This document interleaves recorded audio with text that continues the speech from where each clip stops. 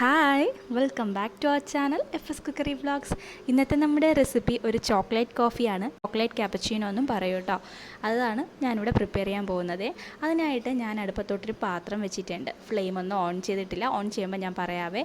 അതിനകത്തോട്ട് കുറച്ച് വെള്ളം ഒഴിച്ചിട്ടുണ്ട്. അതിലേക്ക് കുറച്ച് കൊക്കോ പൗഡറും അതുപോലെ തന്നെ പഞ്ചസാരയും ചേർത്തിട്ടുണ്ട്. ഇനി ഒരു വിസ്കോ അതോ ഇല്ലെങ്കിൽ ഒരു തടിത്തവിയോ എന്തെങ്കിലും വെച്ച് നന്നായിട്ടൊന്ന് ഇളക്കി കൊടുക്കണേ. ഒട്ടും തന്നെ ലംസ് ഇല്ലാണ്ട് ഇളക്കി കൊടുക്കണം കേട്ടോ.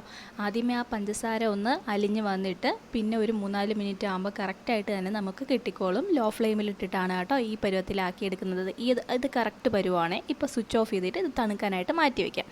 അത് അവിടെ ഇരുന്ന് തണുക്കുന്ന നേരം കൊണ്ട് നമുക്ക് 1 കപ്പ് പാലൊന്ന് തിളപ്പിച്ച് വയ്ക്കാവേ. ഞാനിവിടെ 1 കപ്പ് പാൽ മാത്രമേ എടുത്തിട്ടുള്ളൂ. 1 ഗ്ലാസിൻ്റെ അളവാണ് കാണിക്കുന്നത്.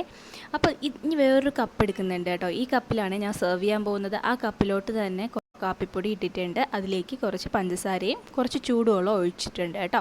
ഇനി കുറച്ചൊന്ന് പാടുപെടേണ്ടി വരും. കുറച്ച് പണിയുണ്ട് കേട്ടോ ഇതിൽ. ഇത് നന്നായിട്ട് അടിച്ചൊന്ന് പതപ്പിച്ച് ഈ കളറൊക്കെ ഒന്ന് മാറി ഈ ഒരു പരുവത്തിലാകുന്നത് വരെ നമ്മൾ സ്പൂൺ വെച്ച് ഇങ്ങനെ അടിച്ചുകൊണ്ടേയിരിക്കണം. ഒരു 5-6 മിനിറ്റ് ആകുമ്പോൾ തന്നെ ഏകദേശം അതിൻ്റെ കളർ ചേഞ്ച് ആയി തുടങ്ങും. എന്നാലും കുറച്ചും കൂടി നേരം അടിച്ച് സ്റ്റിഫാക്കി എടുക്കുക. ഈ ഒരു പരുവം കറക്റ്റ് വേണം കേട്ടോ. എന്നിട്ട് ഇതുപോലെ നമ്മൾ തിളപ്പിച്ച് വെച്ചിരിക്കുന്ന പാൽ ഇതുപോലെ കറക്കി ഒഴിച്ചു കൊടുക്കുക. ഇപ്പോൾ നമുക്ക് കറക്റ്റ് ക്യാപ്പച്ചീനോ ആയിട്ടുണ്ട്. ക്രീമി ആയിട്ടുള്ള നമ്മുടെ ക്യാപ്പച്ചീനോ ആയിട്ടുണ്ട് കേട്ടോ. ക്യാപ്പച്ചീനോ ലവേഴ്സിനൊക്കെ ഈ ഒരു ടൈമിൽ കഴിക്കാവുന്നതാണ്.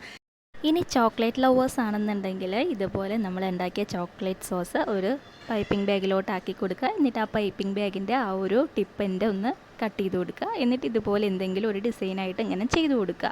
അത്ര മാത്രമേ ഉള്ളൂ. ഈ ഒരു ഡിസൈൻ ഇങ്ങനെ ചെയ്യണമെന്നൊന്നുമില്ല. നമ്മുടെ ഈ ചോക്ലേറ്റ് ഫ്ലേവർ വരത്തക്ക രീതിയിൽ എന്തെങ്കിലും ഒരു ഡെക്കറേഷൻ പോലെയോ സിമ്പിൾ പോലെയൊക്കെ ഒന്ന് ചെയ്ത് കൊടുത്താൽ മാത്രം മതി. ഇല്ലെങ്കിലും കുഴപ്പമൊന്നുമില്ലേ.